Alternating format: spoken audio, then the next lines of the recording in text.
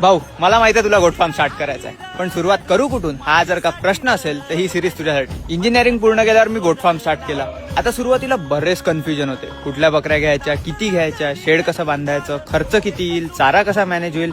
आणि इंटरनेटवर सगळ्या गोष्टी खूप सोप्या दिसतात, पण जेव्हा मी ऍक्च्युअल मध्ये करायला गेलो तेव्हा मला बऱ्याचशा अडचणी आल्या.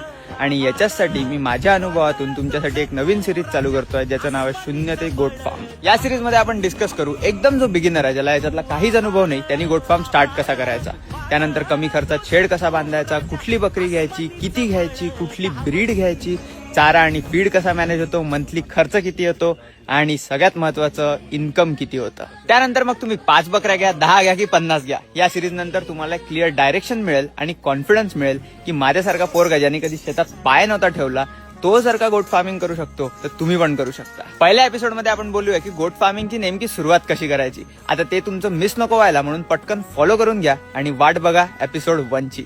लवकरच भेटूया. Bye bye.